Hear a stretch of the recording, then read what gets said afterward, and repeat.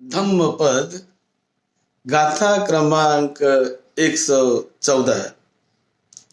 आज दिनांक 21 जुलाई 2020। ये गाथा ये देशना तथागत भगवान बुद्ध ने श्रावस्ती के जेतवन विहार में रहते समय किसा गौतमी को उद्देश्य करके दी है। यो च वत्स सतं जीवे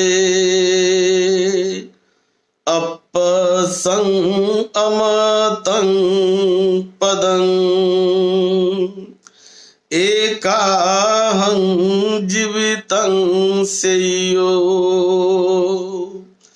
पश्यतु अमतं पदं।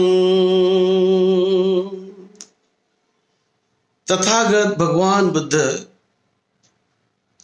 श्रावस्ती के जेतवन विहार में रहते थे और उसी श्रावस्ती में एक बार ऐसा हुआ, एक धनी श्रेष्ठी परिवार के यहाँ आग लग गई और वो बड़ा धनी था। करीब 40 करोड़ की संपत्ति, धन संपदा है, वो जलकर राख हो गई। वो बचा नहीं सका, जलकर उसका कोयला हो गया। तो बड़ा दुखी कष्टी होकर घर में जाकर वो बिछाने पर लेट गया और बड़ा चिंतित, क्या करे, सारी संपदा नष्ट हो गई। ऐसे चिंतित था, तब उसका एक मित्र, उसका कल्याण मित्र उसके तरफ आया। कहने लगा, क्यों भाई चिंतित क्यों हो? बोले ऐसा ऐसा हुआ है, मैं क्या करूं? बोले चिंता मत करो, मैं तुम्हें एक उपाय बताता हूं। तुम ऐसा करो, अब वहां जाकर तुम बाजार में ही जैसा सब लोग अपनी चीजें बेचते हैं, कोई घी बेचता है, कोई तेल बेचता है, कोई कपड़ा बेचता है, कोई सब्जी भाजी बेचता है, ऐसा बेचता है। तुम अपने दुकान के सामने ये कोयला है ना, काला कोयला है, उसको बेचना शुरू कर दो। अरे बोले क्या, बोले काले कोयले को कोई लेगा क्या? तुम करो तो ऐसा। तो बोले काला कोयला भी सोना बन जाएगा, तुम ऐसा करो, कौन लेगा? बोले करो ऐसा। तो उसने वैसा ही किया। अपने दुकान के सामने जो उसका जला हुआ मकान था, दुकान था, तो वहां जले हुए लकड़ों का काला कोयला लेकर वहां बैठ गया। तो लोग आने लगे मार्केट में, जहां वहां। तो कोई कहता है कि भाई तुम तो काला कोयला बेच रहे हो। बोले क्या करूं, जो है मेरे पास वही बेचूंगा ना। बेचारा चला गया।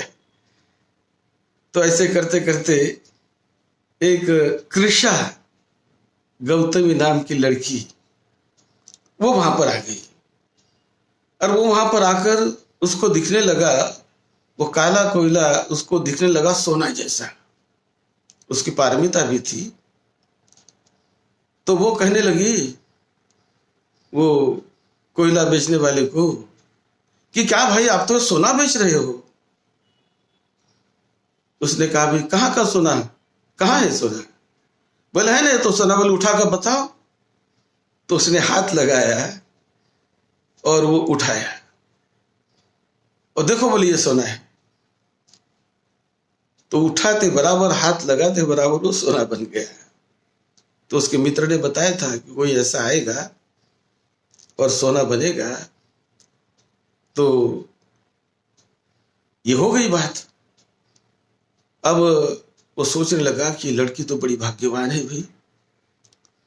उसने पूछा कि तुम कहाँ रहती हो भाई, क्या नाम तुम्हारा? तो उसने नाम बताया कृषा गौतमी, और गली का नाम बताया। वो तो गरीब परिवार की थी। और उसने अपने बेटे की शादी उस लड़की से करवा दी। ये बड़ी भाग्यवान लड़की है, बड़ी पुण्यवान है। बड़ी धूमधाम से शादी कराई और वो रहने लगे। बड़ी उसकी इज्जत बढ़ने लगी। अब एक दिन वो सांसारिक जीवन जीने लगे। कुछ महीनों बाद उसे गर्भ रह गया और गर्भ रहने के बाद एक बेटे को, सुंदर बेटे को उसने जन्म दिया। तो इसकी और भी इज्जत बढ़ गई। ये तो दिखने में इतनी सुंदर नहीं थी, इसीलिए उसका नाम कृषा कहा गया है। किसा गौतमी भी कहते हैं उसे। तो सुंदर लड़का होने के बाद और भी उसकी इज्जत उस परिवार में और बढ़ गई और इसे बड़ा आनंद, बहुत खुश। लेकिन अचानक एक बार ऐसा हुआ, छोटा बच्चा तो खेलने गया, खेलते जाते समय जहां वहां कोई सांप ने उसको डस लिया, वो मर गया। किसी कारण से वो मर गया। तो मरने के बाद इसको विश्वास नहीं हो रहा कि मेरा बच्चा मर गया। लोग कहने लगे भाई बच्चा तो मरा है, इसको श्मशान में ले जाने लगे। उसने कहा नहीं, ये मरा नहीं है, ये सोया हुआ है, मैं इसे जिलाऊंगी, ये मरा नहीं है। उसका विश्वास नहीं, क्योंकि उसने मृत्यु कभी देखी नहीं होगी। तो इसलिए वो अपने बच्चों को लेकर जहां वहां जाती है, पूछती है कि कोई मेरे बच्चे के लिए दवा दे दो, मेरे बच्चों को जिला दो। तो लोग कहने लगे क्या भी पागल हो गई क्या तू? ये तो मर गया बच्चा, कैसा जीवित होगा? लेकिन वो विश्वास नहीं कर रही। अब एक कोई अच्छा कल्याण मित्र था, उसने कहा कि ये तो बेचारी पागल जैसी कर रही है, ये नहीं मानेगी। तो उसने बताया था कि देखो मैं एक का पता बताता हूं, मैं तो नहीं जानता उसको जीवित करना है बच्चे को, लेकिन वो जानते हैं, तो चलो मैं आपको पता बता देता हूं। उसने पता बता दिया जेतवन बुद्ध विहार का, कि जाओ वहां पर तथागत बुद्ध है, उनके पास बच्चे को ले जाओ। तो सुनकर वो बच्चे को ले गई गोद में उठाकर और तथागत बुद्ध के सामने रखा और बहुत दुखी, बहुत रोने लगी। तथागत बुद्ध ने देखा इसके मन की अवस्था, वो कहने लगी कि मेरे बच्चे को जिला दो, जिला दो। अब ये तो ऐसी बात नहीं मानने वाली, इसलिए बुद्ध ने कहा कि ठीक है मैं जिला दूंगा इसे, लेकिन तुम ऐसा करो किसी के घर से मुझे एक मुट्ठी सरसों के दाने ले आओ। हाँ बोले लाऊंगी। और बड़ी समाधानी होकर वो निकली बच्चों को लेकर दाने लाने के लिए। फिर बुद्ध ने कहा देखो ऐसे मकान से लाना कि जिस मकान में कोई मृत्यु न हुई हो, कोई मरा न हो आज तक। हाँ लाऊंगी। वो गई शहर में और जाकर घर घर जाकर वो मांगने लगी कि भाई मुझे मुट्ठी भर सरसों के दाने दे दो, सरसों के बीज दे दो, तो मेरा बच्चा जीवित होगा। तो लोग तो बहुत देने लगे, हाँ भाई ये लो बच्चा जीवित होता है तो ये लो। लेकिन पूछती है बाद में कि क्या कोई आपके घर में कोई व्यक्ति मरा है क्या इसके पहले? हाँ बोले कोई बताने लगे मेरा भाई मरा है, कोई बताने लगे मेरी माता मरी है, मेरा पिता मरा है। तो इस प्रकार वो जो जितने मकान थे उस गांव के, तो वहां पूरा वो घूम गई गांव, लेकिन एक भी मकान उसे ऐसा नहीं मिला कि जिस मकान में कोई मरा नहीं हो, जहां जाती वो कहती कि मेरा कोई ये मरा है, मेरा फलाना मरा है।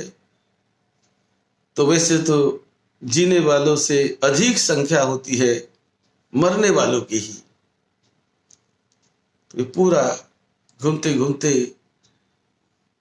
देरी हो गई और 5-6 बजने लगे। दिन भर घूमी लेकिन कोई ऐसा मकान उसे मिला नहीं। बाद में उस थक गई और अपने बच्चे को उसने समझ लिया ये तो मरा है, कोई भी ऐसा घर नहीं है जहां कोई मरा ना हो। तो उसने उस बच्चे को बाद में श्मशान में डाल दिया और समझ गई वो मृत्यु को। और उसके बाद वो बुद्ध के पास आकर हाथ जोड़कर बैठ गई। तब बुद्ध ने उसे देशना दी कि बेटी देखो, जो भी जन्म लेता है मृत्यु तो उसकी होती ही है। जहां जन्म है वहां मृत्यु है, जहां जन्म है वहां मृत्यु है। ऐसा एक भी कोई व्यक्ति नहीं कि जिसने जन्म लिया और उसकी मृत्यु न हुई हो, ऐसा कोई नहीं है। ये तो नियम है, सृष्टि का नियम है सद्धम्म का। तो उसकी आंखें खुल गई और देखो मरने वालों की संख्या तो बहुत बड़ी होती है,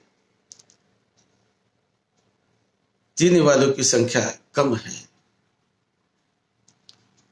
और यही सिद्धांत है, जन्म लेते बराबर मृत्यु उसके पीछे दौड़ते रहता है।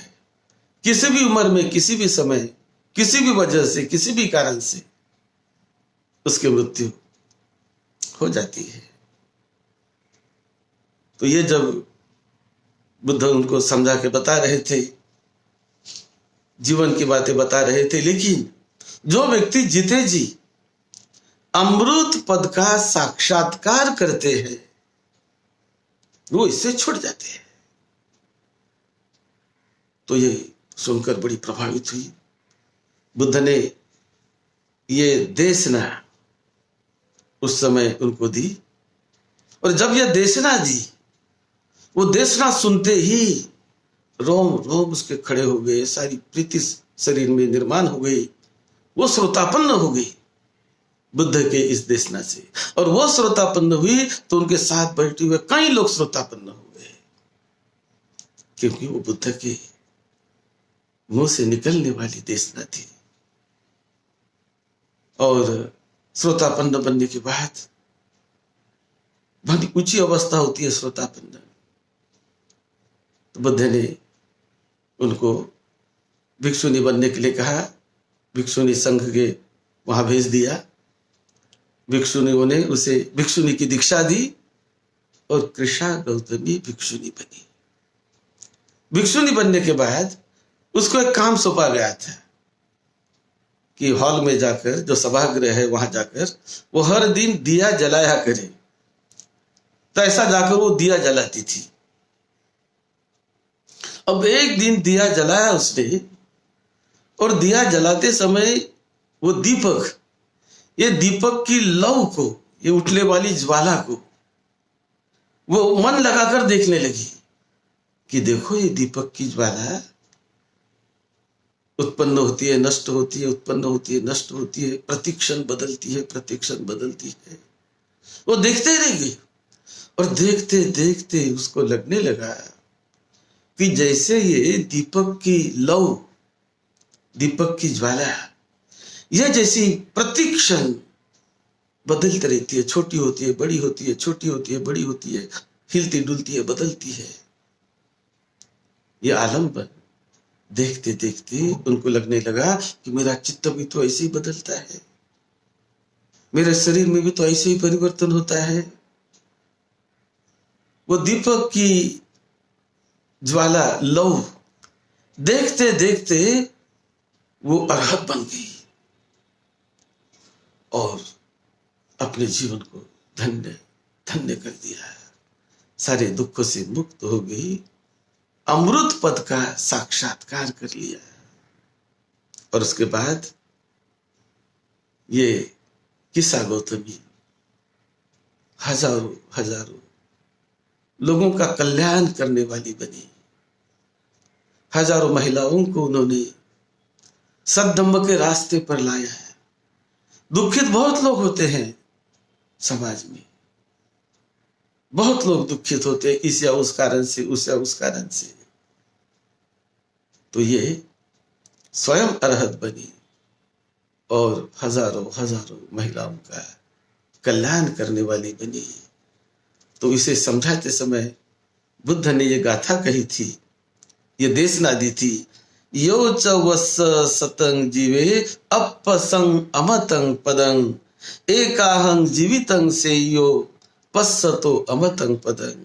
यदि कोई व्यक्ति 100 साल तक जीता है लेकिन अमृत पद का साक्षात्कार नहीं करता है, तो उसे वो व्यक्ति श्रेष्ठ है कि जो केवल एक दिन का जीवन जीता है, कुछ क्षणों का भी जीवन जीता है, लेकिन अमृत पद का साक्षात्कार करके अमतंग यानी डेथलेस अवस्था का साक्षात्कार यदि करता है तो उसका थोड़ा भी जीवन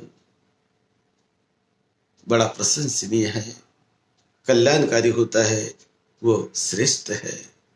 इसलिए तथागत ने जो रास्ता दिखाया वो रास्ता है अमृत पद का साक्षात्कार, डेथलेस का साक्षात्कार, यानी ये इंद्रियों के परे की अवस्था में पहुंच जाना बड़ा कल्याणकारी होता है। और वही रास्ता तथागत बुद्ध ने बताया है, दिखाया है, और करोड़ों लोगों का कल्याण हुआ है। आप सबको निरोगत्व मिले, आपको सुख शांति मिले, आपकी जीवन यात्रा बड़ी सुखदायी मंगलमय पार पड़े। यही मंगल मैत्री के साथ सद्धम्म की सेवा में, आपकी सेवा में डॉक्टर भदंत राहुल बोधी महाथेरो।